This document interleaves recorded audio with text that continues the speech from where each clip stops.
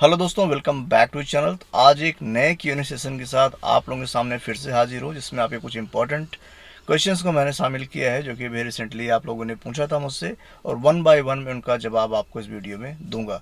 दोस्तों, जो पहला सवाल है वो है राकेश भोई जी का। राकेश भोई जी एक टीचर हैं। उनकी जो मंथली रनिंग है करीब 1000 से 1100 किलोमीटर है। सीएनजी और पेट्रोल के बीच में उनकी पहली कन्फ्यूजन है कि उनको सीएनजी लेना चाहिए या फिर पेट्रोल लेना चाहिए। और दूसरी कन्फ्यूजन उनकी है गाड़ियों के बीच में, वो टियागो, पंच और नियोस के बीच में कन्फ्यूज हैं कौन सी उनके लिए बेहतर रहेगी। पहले तो उनको गाड़ी चूज करना है, फिर सीएनजी पेट्रोल चूज करना है, दोनों कन्फ्यूजन है। तो राकेश जी, देखिए, सबसे पहली बात, आपकी जो रनिंग है 1100 किलोमीटर है। तो रनिंग तो आपकी मतलब ठीक ठाक है, एवरेज है, बहुत कम भी नहीं है, बहुत ज़्यादा भी नहीं है। तो आप पेट्रोल पे चाहें तो जा सकते हैं, क्योंकि आज के टाइम पे जो सीएनजी है उसका रेट काफ़ी ज़्यादा बढ़ गया है। बड़े शहरों में जैसे दिल्ली वगैरह में सीएनजी के रेट इस समय 78 के आसपास चल रहे हैं, 75 78। और अगर आप छोटे शहरों में जाएंगे तो वहाँ पे आपको 90 रुपीज़ पर केजी के हिसाब से सीएनजी मिल रही है। तो ये सीएनजी के रेट बहुत ज़्यादा बढ़ गए हैं। और सीएनजी गाड़ी लेंगे तो आपको लाख रुपए इसमें एक्स्ट्रा पे करना पड़ेगा, आपका बूट भी जाता है, तो थोड़ी प्रॉब्लम भी है। पहले सीएनजी सस्ती थी, सीएनजी लेना काफ़ी ज़्यादा बेनिफिशियल था, लेकिन अभी सीएनजी महंगी हो गई है। तो अगर आप उसे ऐसे शहर में रहते हैं जहाँ पे सीएनजी के रेट बहुत ज़्यादा हैं, और आपकी मोस्टली रनिंग अगर हाईवे पे होने वाली है, तो फिर आपको सीएनजी लेने से कोई बहुत ज़्यादा फ़ायदा नहीं होगा। रीज़न बताता हूँ कि हाईवे पे पेट्रोल भी आपका अच्छा खासा जो है माइलेज निकाल के दे देती है। पेट्रोल गाड़ी भी आपको मान के चलिए आराम से 20 के ऊपर ही माइलेज निकाल के देगी। मतलब 4.5 रुपये किलोमीटर के अप्रॉक्स आपका पेट्रोल पे खर्चा आएगा। वहीं अगर आप सीएनजी लेते हैं, सीएनजी आपके 90 रुपये में अगर पड़ रही है, तो सीएनजी में मान लीजिए आपका 26-27 का माइलेज निकल के आता है, तो अभी आपके 3-3.5 रुपये किलोमीटर के आसपास खर्चा आ रहा है। तो 1 रुपये किलोमीटर बचाने के लिए 1 लाख रुपये अपफ्रंट देना समझदारी की बात नहीं होगी। तो अगर आप हाईवे पे चलते हो, किसी छोटे शहर में हो, तो वहाँ पे आप फिर पेट्रोल पे चले जाइए।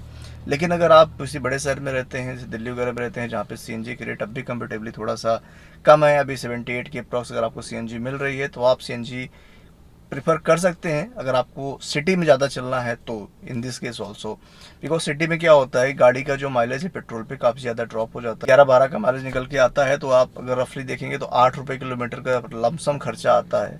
8 से ऊपर ही आता है, 8-8.5 रुपये किलोमीटर। वहीं अगर आप सीएनजी पे जाते हैं, सीएनजी पे आपकी गाड़ी लगभग 20 का माइलेज देती है सिटी में भी, तो वहाँ पे आपका जो खर्चा आता है निकल के, वो करीब करीब 4 रुपये किलोमीटर का आता है। तो अगर आप सिटी में ज़्यादा चलते हैं, तो वहाँ पे फिर आपका सेविंग हो जाएगी, अच्छी खासी हो जाएगी। मतलब आपका जो फ्यूल एक्सपेंस है 50% रिड्यूस हो जाएगा सीएनजी पे। तो नटसेल में है कि अगर आप हाईवे पे ज़्यादा आपकी रनिंग है और आप किसी छोटे शहर में रहते हैं, तो आप डेफिनेटली पेट्रोल पे जाइए। अगर आप किसी बड़े शहर में रहते हैं जहाँ सीएनजी की रेट कम है और आपकी हाईवे की रनिंग है, सिटी की रनिंग कम है, तब भी आप सीएनजी पे जा सकते हैं। लेकिन अगर आपको सिटी में ज़्यादा चलना है, लोकल में आपको ज़्यादा चलना है, तो उस केस में आप सीएनजी ले सकते हैं। तो ये तो हो गई सीएनजी की बात। दूसरा, गाड़ी आपने बोली कि आपको टियागो, पंच और नियोस में कन्फ्यूज़न है। तो अगर आप सेफ्टी कंसिडर कर रहे हैं, तो मैं नियोस लेने के लिए सजेस्ट नहीं करूँगा। देखिए, नियोस अच्छी गाड़ी है, नियोस बहुत अच्छी गाड़ी है, प्रीमियम गाड़ी है। आपका उसमें जो स्पेस है वो टियागो से थोड़ा ज़्यादा ही मिलता है, प्रीमियमनेस भी काफ़ी अच्छी है, लेकिन सेफ्टी में कहीं ना कहीं मार खा जाती है। तो अगर आपको सेफ्टी कंसर्न है, जैसे मुझे कंसर्न था, मैंने नहीं सी ले ली। अगर आप भी सेफ्टी को ज़्यादा तवज्जो देते हैं, तो आप न्यूज़ कंसिडर मत कीजिए। लेकिन अगर आप सेफ्टी के लिए उतना ज़्यादा आप मतलब कंसिडर नहीं कर रहे हो, तो आप न्यूज़ पे जा सकते हो, अदरवाइज़ न्यूज़ कंसिडर मत कीजिए। अब बात करते हैं टियागो और पंच की। तो दोनों गाड़ियां बेहतर हैं, दोनों में ऑलमोस्ट आपका मतलब सेम ही इंजन आता है। थोड़ा बस ज़्यादा रिफाइंड है जो आपका पंच का इंजन है, बाकी दोनों का इंजन सेम है। माइलेज भी दोनों का अप्रोक्स आपको सेम ही मिलेगा। पंच का वेट थोड़ा ज़्यादा है, तो उसका माइलेज 1-2 किलोमीटर थोड़ा सा टियागो से कम मिलेगा। लेकिन अगर आप आराम से चलाओगे तो आपको रफली वही माइलेज निकाल के देगी जो टियागो में आता है। सिटी में आप वही मान के चलो 12 से 14 का माइलेज निकाल लोगे आप, depending on the traffic. Highway पे आप 18 से 22 का माइलेज निकाल लोगे, डिपेंडिंग ऑन ड्राइविंग हैबिट, कैसे आप गाड़ी चलाते हो। तो माइलेज दोनों का सेम है। और अब बात करते हैं कि प्राइस की। तो प्राइस डेफिनेटली आपका पंच का काफ़ी ज़्यादा है टियागो से। तो अगर आपका जो बजट है, जैसे मान लीजिए आपका बजट अगर 7 लाख के नीचे है, तो आप उस केस में आप टियागो पे ही जाइए, क्योंकि अगर 7 लाख के नीचे का बजट है और आप पंच पे जाएंगे, तो आपको बहुत लोअर वेरिएंट लेना पड़ेगा। फिर उसमें आप आफ्टर मार्केट काम कराओगे, और जो आफ्टर मार्केट चीज़ें आप कराते हो ना, उसमें कहीं ना कहीं वो मज़ा नहीं आता है, चीज़ें धीरे धीरे ख़राब होने लगती हैं। तो मैं रिकमेंड नहीं करूँगा। अगर आपका बजट 7 के नीचे है, तो आप टियागो पे जाइए। टियागो का आप एक्सटी वेरिएंट उठा लीजिए, काफ़ी बेहतरीन वेरिएंट है, ज़रूरत के सारे फीचर्स में आते हैं, तो आपके लिए बढ़िया रहेगा। लेकिन अगर आपका बजट 8 या उससे ऊपर का है तो आप पंच ले सकते हैं। पंच लेने के 2-3 फ़ायदे हैं, देखिए आपको बता देता हूँ। पहला है कि उसमें आपको स्पेस डेफिनेटली ज़्यादा मिल रहा है। दूसरा, उसका लुक जो है काफ़ी नया है, काफ़ी फ्रेश लुक है, काफ़ी लोगों को काफ़ी ज़्यादा पसंद भी आता है। मुझे पंच काफ़ी ज़्यादा अच्छी लगती है। अगर आपको पंच अच्छी लगती है डेफिनेटली एक आपके लिए प्लस पॉइंट होगा। अगला पॉइंट ये है कि जो पंच का जो केबिन है मुझे साइलेंट लगता है, काफ़ी साइलेंट लगता है। मतलब आप टियागो से कंपेयर करोगे तो पंच का केबिन ज़्यादा साइलेंट है। उसमें मतलब जो उसमें मतलब साउंड प्रूफिंग की गई है आपके केबिन की, काफ़ी अच्छी की गई है। केबिन के अंदर काफ़ी कम आवाज़ आती है। टियागो में उससे थोड़ी ज़्यादा आपको आवाज़ देखने को मिल जाएगी। बाकी ऑलमोस्ट दोनों गाड़ियाँ सेम है, सब कुछ सेम है। और हाँ, दूसरा, पंच की सेफ्टी रेटिंग भी आपको डेफिनेटली थोड़ी सी ज़्यादा मिल जाती है। 5 स्टार रेटेड कार है, सेफेस्ट कार है इंडिया की। तो ये सारी चीज़ें पंच में आपको बेहतर मिल जाएंगी। तो अगर आपका बजट 8 8.5 के ऊपर है तो आप पंच पे जाइए। अदरवाइज अगर उससे नीचे है, 7 के आसपास आपका बजट है, तो आप टियागो पे जाइए। और सीएनजी पेट्रोल का मैंने आपको बता ही दिया। तो इस क्वेश्चन का आंसर काफ़ी लंबा हो गया, बट आई थिंक आपको समझ में आ गया होगा और बाकी लोगों को भी इससे थोड़ा बहुत हेल्प मिल जाएगी। दोस्तों, अगला सवाल है मयंक यादव जी का। मयंक यादव जी कहते हैं कि टियागो पंच में से माइलेज किसका अच्छा है। तो आई थिंक मैंने पहले ही कवर कर दिया कि दोनों का माइलेज ऑलमोस्ट सेम है। 1-2 किलोमीटर आपका पंच में माइलेज कम मिलता है क्योंकि उसका वेट ज़्यादा है। लेकिन अगर आप आराम से गाड़ी चलाओगे, प्यार से चलाओगे, लाइट फुट से चलाओगे, तो आपको दोनों में अप्रॉक्स सेम माइलेज मिल जाएगा। कितना माइलेज आता है मैंने पहले कवर कर दिया, तो आई थिंक क्लैरिटी आ गई होगी। बाकी पंच में आपको इको मोड भी मिल जाता है, तो अगर आप इको मोड पे गाड़ी चलाओगे तो उसका माइलेज टियागो से भी ज़्यादा निकल के आ सकता है। दोस्तों, बढ़ते हैं अगले सवाल की तरफ। अगला सवाल है प्रकाश चंद्र जी का। प्रकाश चंद्र जी कहते हैं कि उन्होंने पहले टियागो का टॉप मॉडल बुक किया था, लेकिन अभी वो टियागो एनआरजी एग्जिट पे जाना चाहते हैं। कैसा रहेगा उनका है डिसीजन, सही है, गलत है, सुझाव चाहिए। तो प्रकाश जी, आई थिंक आपका डिसीजन टियागो एनआरजी पे जाने का बिल्कुल सही है, कोई दिक्कत की बात नहीं है। देखिए, टियागो एनआरजी अगर आप ले रहे हैं तो आपको कुछ बेनिफिट एक्स्ट्रा मिल रहे हैं, जैसे उसमें आपको ग्राउंड क्लियरेंस थोड़ा सा ज़्यादा मिल जाती है। तो डेफिनेटली अगर आप कहीं ख़राब रास्तों पे जाएंगे तो आपके लिए बहुत बड़ा प्लस पॉइंट होगा, क्योंकि ग्राउंड क्लियरेंस एक मेजर जो आप कह सकते हो ना डिफरेंशिएटर है टियागो एनआरजी का, वो ऐसा ग्राउंड क्लियरेंस ज़्यादा होने की वजह से गाड़ी आप ऊबड़ खाबड़ रास्तों पे ऑफ रोडिंग करेंगे तो आपको डेफिनेटली कोई टेंशन नहीं होगी। तो ये डेफिनेटली प्लस पॉइंट है।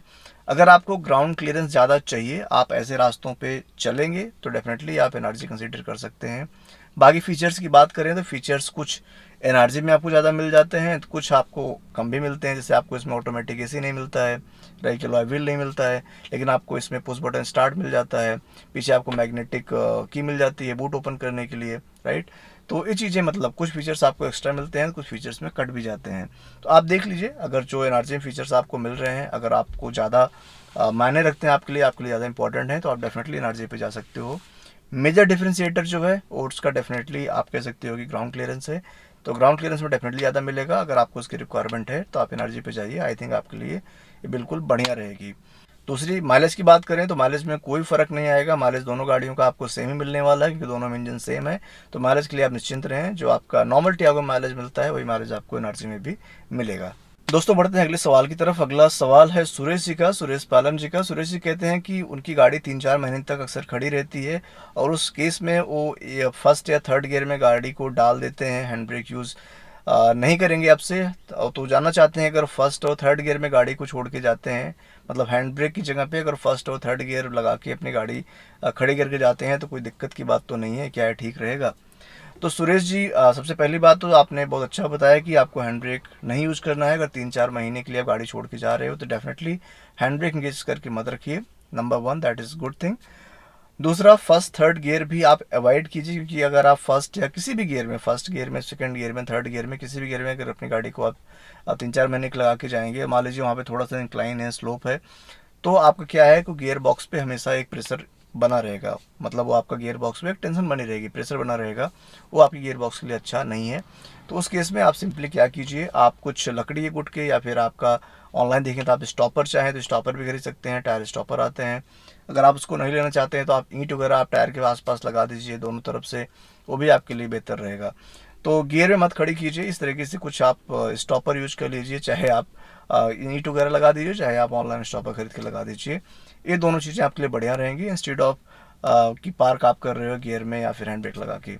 दोस्तों, अगला सवाल है अनिरुद्ध चक्रवर्ती जी का। वो बोलते हैं कि टियागो का जो उनको सेंसर लगवाना है, फ्रंट और रियर सेंसर लगवाना है, तो उसको कहाँ से लगवाएं, डीलरशिप से लगवाएं या फिर बाहर से लगवाएं? तो देखिए, अगर आप जहाँ पे रहते हैं, अगर आप किसी भरोसेमंद टेक्नीशियन को जानते हैं बाहर, जो अच्छे से वायरिंग का काम कर सकता है, तो आप बाहर से लगवाइए। अगर आपको 1% भी इस पर डाउट है तो आप जाके डीलरशिप से लगवा लीजिए।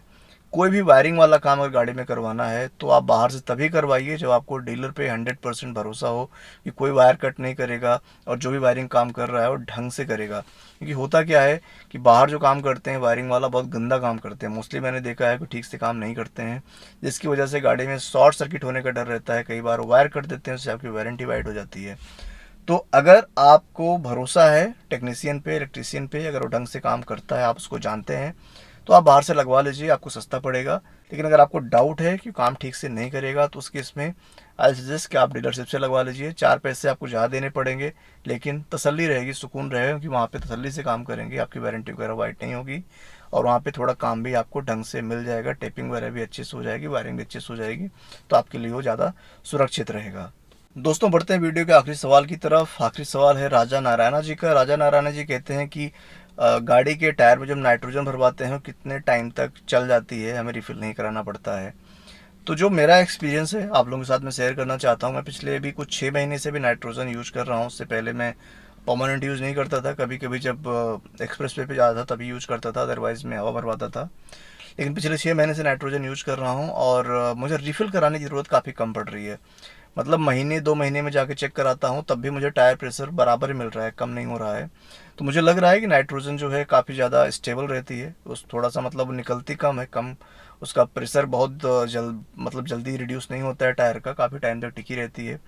तो आप मान के चलिए अगर आप नाइट्रोजन भरवा रहे हैं तो to be on safer side आप महीने में एक बार जाके अपना जो भी प्रेशर है वो चेक करवा लीजिए। 1 महीने से पहले तो नॉर्मली नहीं निकलती है। हाँ, अगर कुछ पंचर वगैरह हो जाता है, कोई टायर ज़्यादा ही आपको दबा हुआ लग रहा है तो उस केस में डेफिनेटली आपको चेक करवाना चाहिए। लेकिन अगर आपको टायर सारे ठीक लग रहे हैं उस केस में आप 1 महीने के इंटरवल पे अपना जो है एक बार टॉपअप करवा सकते हैं या फिर चेक करवा सकते हैं। तो दोस्तों, यही थे आज के कुछ क्वेश्चंस, उनके answers. I hope Q&A session आपको आज वाला अच्छा लगा होगा। अगर अच्छा लगा है तो वीडियो को लाइक ज़रूर कीजिएगा। अगर पहली बार देख रहे हो, पहली बार चैनल पे आए हो तो बिना सब्सक्राइब किए मत जाना, सब्सक्राइब कर दो। बहुत ज़्यादा मोटिवेशन उससे मिलता है और आप लोगों के लिए ऐसे नए नए वीडियोज़, इन्फॉर्मेटिव वीडियोज़ में लेके आता रहता हूँ। तो दोस्तों, जल्दी मिलता हूँ किसी नए और इन्फॉर्मेटिव वीडियो के साथ। तक के लिए अपना ख्याल रखिए, अपने घर परिवार ख्याल रखिए। जय हिंद, जय भारत।